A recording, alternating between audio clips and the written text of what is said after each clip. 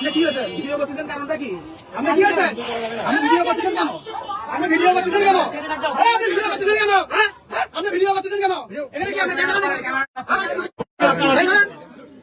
Video by করেন? ভিডিওটা by করেন, আবার ভিডিওটা বাই করেন, আপনি ভিডিও বাই করেন,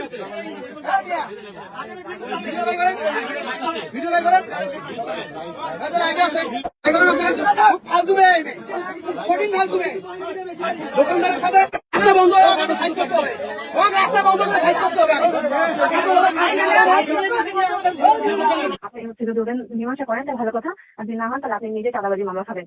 অতি সাহেব যখন এভাবে বললো, আমি মানে খুবই মর্মাহত হলাম যে আসলে এদেশে বিচারের প্রতি যেটুকু আস্থা ছিল সেদিনই শেষ হয়ে গেছে। রসিদ পাওয়াটা তো আমার অধিকার, আমাকে রসিদ দিতে হবে। আর মোটা অধিদপ্তর থেকেও রসিদ নিতে বলেছে। আপনি জিনিসের দামও বেশি রাখবেন, রসিদও দেবেন, এটা তো হয় না। দোকানদারের সাথে আমার মোটামুটি অনেকক্ষণ তর্ক চলে। ওরা আমাকে মোটামুটি অনেক বাজে ভাষায় ক্রিটিসাইজ করে, বলে যে আপনি পাশের দোকানে গিয়ে মারা দেন, তাতে আমাদের দেখার বিষয় নাই, এটা সেটা।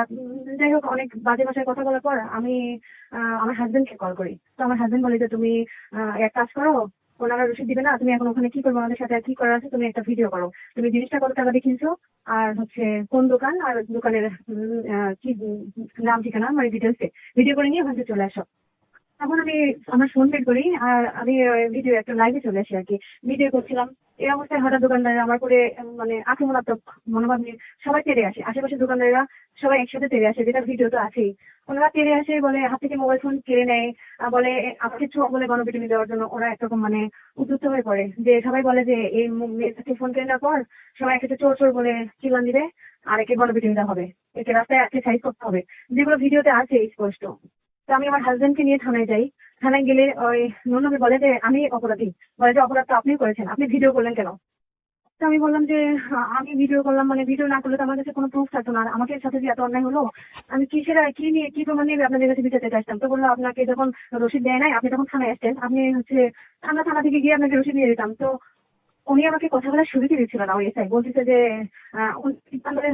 কথা বলছিল, এমনকি আমাকে কথা বলছিল, তাই আপনি যে হচ্ছে আপনাকে যে শ্লীলতাহানি করছে, আপনার কোনো মেডিকেল সার্টিফিকেট আছে? তার বললাম স্যার, আমাকে ওরা গায়ে ধাক্কা দিয়েছে, এটা আবার মেডিকেল সার্টিফিকেট, আমি তো বের হয় না শরীর থেকে যে আমি মেডিকেল সার্টিফিকেট নেবো। তো এই যে আমার একটা মান সম্মানের হানি হলো, আমি একটা বিবাহিত মহিলা, এইসব লিখলো, এসবের কোনো বিচার নেই? তো বললো যে আপনি যদি ওনাদের নামে মামলা করতে চান তাহলে আপনি চাঁদাবাজি মামলা খাবেন। আমি বললাম কেন স্যার, আমি তো চাঁদাবাজি করিনি। তো বললো আপনি না করলেন, কিন্তু আপনি খাবেন না। কেন খাবো?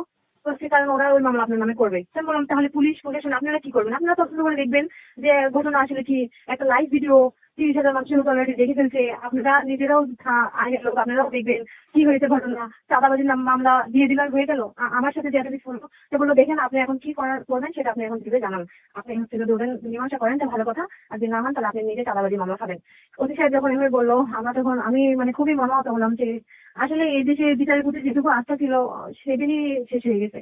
আমি থানা থেকে, আমার হাজবেন্ড বললো যে তাহলে ঠিক আছে, এখানে আর হচ্ছে আমরা সবই বুঝতে পেরেছি। আর আমি আমার সাথে তার কোনো কথা কথা হয়েছে, ঘটনা এই দ্বিতীয় আমি বললাম এই ঘটনা আপনি আইনগত কি ব্যবস্থা নেন, সেটা আইনের পারমিট করে আপনি এটা ব্যবস্থা নেন। অধিকারও অনেক সময় আমাকে বলল, পরে উনি তো চলে গেলেন, পরে আর তো আসেন।